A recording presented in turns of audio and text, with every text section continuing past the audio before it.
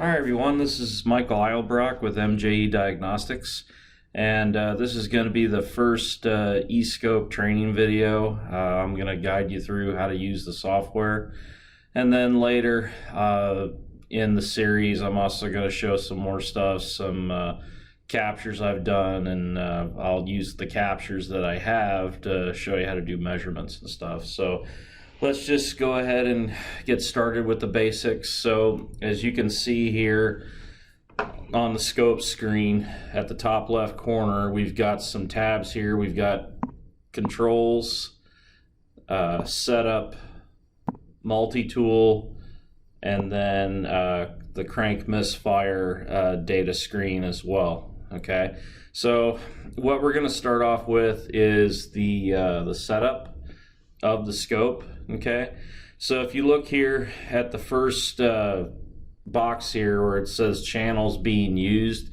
channels 1 through 8, and saying it's 125,000 samples a second with 8 microsecond resolution.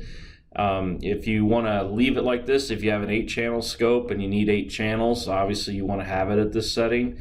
But if you want to change the number of channels that you want to see, you just click on the box here with your stylus, or if you're using a laptop computer, use your mouse, and then you just make a selection here on how many channels you want.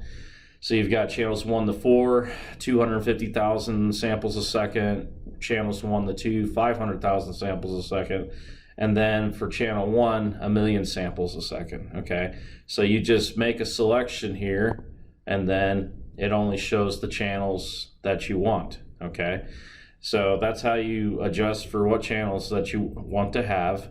And then there's also a new feature here on the software. It's been out for a little bit now, but what's nice here is if you want to set this scope up real quick to use your pressure transducers, if you're going in cylinder, all you have to do is hit the PSI button, and then it sets everything up for you to do engine testing. Okay, so it's got your inches of water sensor right here at the top, plus or minus 500 volts. Usually that's for your ignition sync. And then number 3 is your 300 PSI transducer, and number 4 is your 30 inches of mercury transducer. Okay, so then if you wanted to put it back to normal, all you have to do is just press the default range tab, and then all your voltage readings go back to normal. Now if you want to change your voltages, all you have to do is you go on the box of the channel that you want to change, you just click on it, and then you can either adjust it to any of these different probes here, the transducers, the ECOP, or if you want to change your voltage level from plus or minus 500 volts to plus or minus 20 volts. Okay, but when you're looking at ignition, primary ignition for that matter, you always want to make sure that you select the plus or minus 500 volts. Okay, so there's no external attenuators that need to be put on this scope. It's built inside of it. So you just have to select plus or minus 500 volts, and then you're good to go. Okay, and then as you looked here to the right, we also have the dual A and then the stack scope. So how this works is the dual A scope is going to be set at the faster time base, and then the dual B scope, the scope at the bottom, okay, when I go to dual scope here, okay, it's always the time base of the dual scope will always be half of what the time base is on the dual A scope. Okay, so that's how you make your adjustments and how it works. Okay, so now if you look down here at the bottom left, you can invert your signals, or if you need to zero them, you can when you're using an amperage clamp. Okay, so all you have to do is you hook up your amp clamp, you make your setting. Say for example, okay, I'm going to channel 1, I need the 20 amp low amp clamp, and I'm gonna zero it. So you just hit the 0 button and it zeroes the clamp for you. But say for example you put the amp clamp on backwards, then all you have to do is after you do your capture, or actually before you do your capture, I'm sorry, you hit the invert button and it's going to invert your amperage clamp for you, okay? So that way, if it's a situation where you just mess up, no big deal, just, you know, hit the invert button and you'll be fine, okay? So I'll shut those off, and then after that, now I'll go over how to use your trigger controls, and I'll explain the graph update mode selections here, okay? So what the graph update mode basically means is you either set it in a triggered scope mode, and your trigger is this little arrow right here. So if you press on the screen with your stylus or use your mouse, you can adjust the trigger, okay, of the scope when you want the capture, you know, to draw across the screen. Another thing you can do as well, if you don't want to use the mouse or the stylus there, you can go to the level button right here, and you can move it up or down as you desire as well, okay? So as I click this, the trigger moves up, okay? Or you can move it down, all right? All right, and then you have your slope. So basically what that is telling you is it's going to tell you when it's going to do the trigger, if it's going to do it on a rising edge or a falling edge. And to adjust that, you just hit this button, makes it go to falling, you click up, then it goes back to rising, okay? And then this last selection here is the magnifier for your ECOP. That's your ignition pickup that you can get from ATS. And to adjust the multiplier so you can see it bigger, all you have to do is either hit up or down on these adjustments right here to do that, okay? All right, so now I'm going to explain a little bit more about the differences between the graph update mode and the strip chart roll mode, okay? So think about it like this. In the triggered scope mode, basically what's happening is it's taking just a whole bunch of really fast pictures, camera pictures, okay? So it'll take a picture, put it on the screen, take a picture, put it on the screen, okay? That's how triggered scopes work, okay? Now, the problem with that sometimes is when you're using triggered scope, if you do have a glitch on the scope, you might miss it on that function because the glitch might happen in between snapshots, okay, of it taking the picture with the camera, all right? So in order to not have that issue, all you have to do is you select strip chart roll, okay? And in strip chart roll, as you see here, the scope is constantly drawing across the screen, okay? So in this function, it's basically operating like a movie camera. Okay, so if you have a glitch on whatever you're testing, you're going to be able to see it and you won't miss it. Okay, so just keep that in mind when you're using the scope and you're using the trigger, okay? But normally how I like to do it is when I'm in dual scope mode, I'm going to have the top scope, scope A, and triggered, okay? I'm going to have scope B in a strip chart roll. And then to get my capture, I'm going to make some adjustments here. So I'm going to go to the right and I'm going to turn on my other channels here, okay? And to adjust your voltages here on the scope, you've got A upper and A lower, okay? So A upper is going to, you know, adjust the voltages up, okay?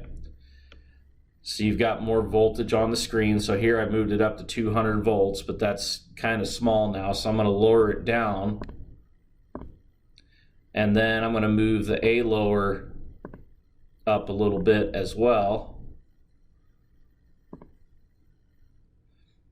And there you go. So you just have to adjust between these two voltage adjustments right here, okay? So now that I can actually see the capture pretty decent, the next thing I'm going to do is I'm going to adjust the trigger position, all right? The trigger position is this button right here, And to make it go right or left, you just have to hit up to make it go to the right, and then down to make it go to the left.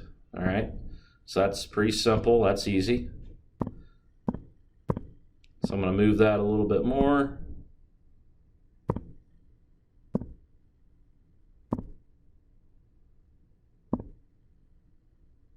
Okay. And then I'm going to shut off some of these channels here. This is how you shut them off. They've got these little buttons here, either on or off for your channel. Okay.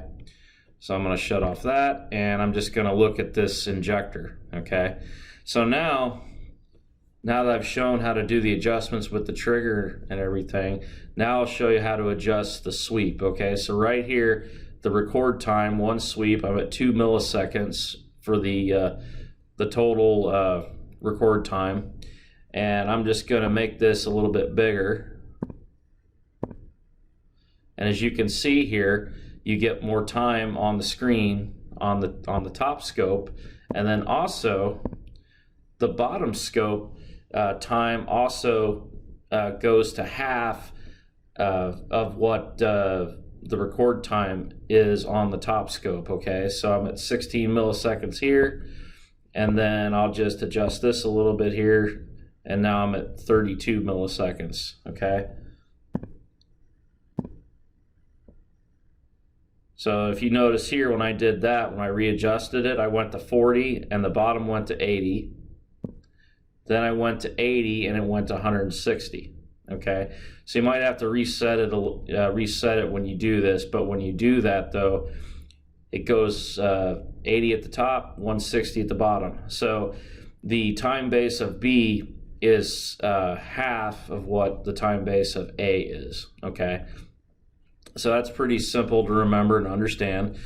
Now what I'm going to do is I'm going to adjust the dual B voltage levels. Like I did before, I'm going to hit up on the upper to lower the trace down so I can see more voltage on the screen. And then I'm going to hit this up a bit. There we go, just like that. And then I'm going to adjust that up a little bit more so we can see all of it. I'm going to turn these channels back on. And then as you can see on the B trace, the B scope, I'm in roll mode now. So everything I see is acting like a movie camera, okay? On the top scope, it's acting in a triggered scope mode, okay? So that's pretty much all the adjustments that you have to do in order to do it like this. Now, if you want to put B in triggered, you can. That's no big deal. Say if you're wanting to look at like 4 different signals and have like 2 signals on the top A scope and 2 on the B, but you just want them in a roll, you can do that as well. Okay, so I could just go to A here and I could make this a roll, and then I could turn on all the channels here, you know, the same as what's on the bottom. And then if I want to split these, I'll just turn off channels 3 and 4. Okay, and then I'll put 3 and 4 on here at the bottom. Okay, so you can split them up like that if you choose to do so. Okay, so that's kind of cool. So then after you do that, if you want to stop this scope so you can review this data, all you have to do is you go to Controls. Okay, and then you've got your selections here, so you can either, you know, save the screen, print it, modify the file, or you can hold A or hold B, or you can hold A and B. Okay, so say you just want to do both, so you just click hold A and B, and it stops both scopes for you. Okay, or if you just want to hold A, you know, you hit hold A, it just holds A. Okay, so that's pretty simple. So now let's go back to setup, and the next thing that I want to go over is showing how you can take it from dual scope to just one scope screen. Okay, to do that, all you have to do is click Show A Time Base Only, and then you might have to readjust your trigger a little bit, but with this way you get a bigger scope screen, and you're able to see all 4 channels on the screen at once if you choose to do so. Okay, so I think for now that's a good stopping point. We'll go ahead and stop this video, and we will then do the next part. Okay, thank you.